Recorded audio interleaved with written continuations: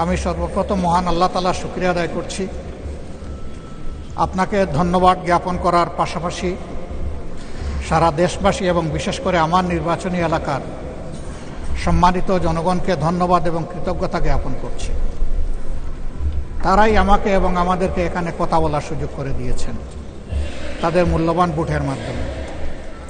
আমি গভীর শ্রদ্ধার সাথে স্মরণ করছি 47, 52, 71, 90 শাপলা চত্বরে সম্মানিত শহীদবৃন্দকে এবং ফ্যাসিস্ট আমলে 15.5 বছর যারা নির্যাতিত হয়ে দুনিয়া থেকে বিদায় নিয়েছেন, লড়াই করেছেন, আহত হয়েছেন, পঙ্গু হয়েছেন, আয়নাগরের বন্দী হয়েছেন, বিভিন্নভাবে যারা নিগৃহীত হয়েছেন, বিশেষভাবে আমি গভীর শ্রদ্ধার সাথে স্মরণ করছি 24 জুলাইয়ে যারা বুক চিতিয়ে লড়াই করে আমাদেরকে আজকের এই সংসদ গঠন করার সুযোগ তৈরি করে দিয়েছেন।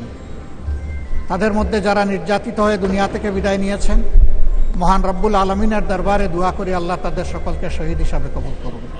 যারা আহত পঙ্গু হয়েছেন আল্লাহ তাদেরকে সুস্থতার নিয়ামত দান করুন। আমরা সকলের প্রতি গভীর শ্রদ্ধাশীল, কৃতজ্ঞ, ঋণী। আজকের এই সংসদ গতানুগতিক কোনো সংসদ নয়, এটা 24 রক্তের উপর দাঁড়িয়ে থাকা একটি সংসদ। আজকে আপনি এই মহান সংসদের স্পিকার বা অভিভাবক নির্বাচিত হয়েছেন এবং আপনার সাথে ডেপুটি স্পিকার হিসেবে জনাব কায়সার কামাল সাহেব নির্বাচিত হয়েছেন। আমরা দুইজনকেই অভিনন্দন জানাই। মাননীয় স্পিকার, বাংলাদেশের স্বাধীনতার পরপর 55টি বৎসর আমরা অতিক্রম করে এসেছি। এই দেশের সংসদ এবং সংসদীয় রাজনীতি সত্যিকার অর্থে খুব কম সময়ে কার্যকর ছিল। অল্প যেটুকু সময় ছিল জনগণ তার সুবিধা পেয়েছে। বেশিরভাগ সময় ফ্যাসিজমের কবলে পড়ে এই সংসদ ছিল অনেকটা দামি সংসদ, অকার্যকর। এবং আপনি যে বিরল সম্মানে আজকে ভূষিত হয়েছেন, এই জায়গায় অভিভাবকত্বের দায়িত্ব যারা পালন করেছেন অতীতে, তারা নিজের উপর, সংসদের উপর, দেশবাসীর উপর, গণতন্ত্রের উপর, মানুষের অধিকারের উপর তারা সুবিচার অনেকেই করতে পারেননি।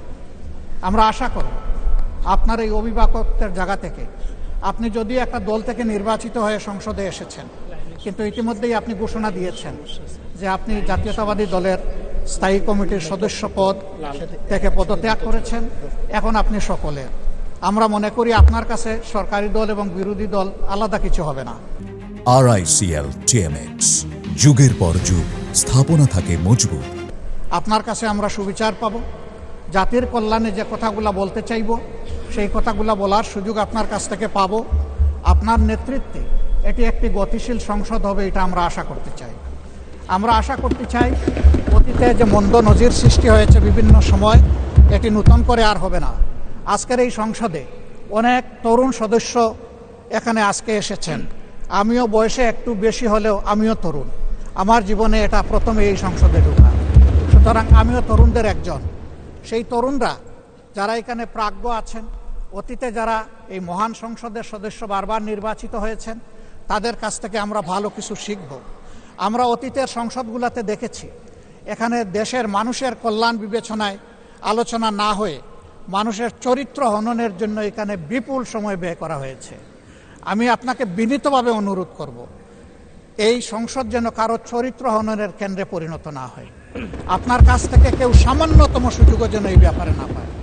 আমরা চাই এই সংসদ শুধুমাত্র জনকল্যাণে প্রতিষ্ঠিত হবে এবং পরিচালিত হবে। আমি আস্থাশীল, গভীর আস্থাশীল, আপনি একজন লড়াকু মুক্তিযোদ্ধা, আপনি পারবেন ইনশাআল্লাহ এই সংসদকে সফলভাবে নেতৃত্ব দিতে।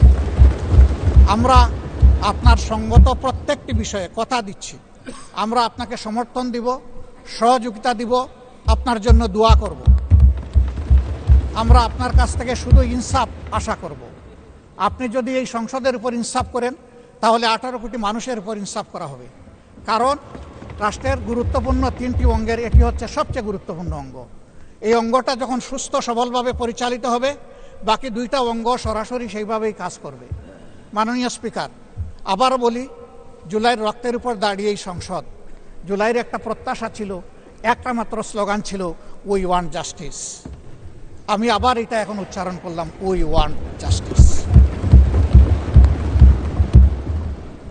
আপনার মাধ্যমে সমাজের সকল অসঙ্গতি, অন্যায়, অপরাধ, দুর্বৃত্তপনা, এটা রাজনৈতিক হোক, অর্থনৈতিক হোক, সাংস্কৃতিক হোক, এই সবগুলার অবসান ঘটবে এই সংসদকে কেন্দ্র করে।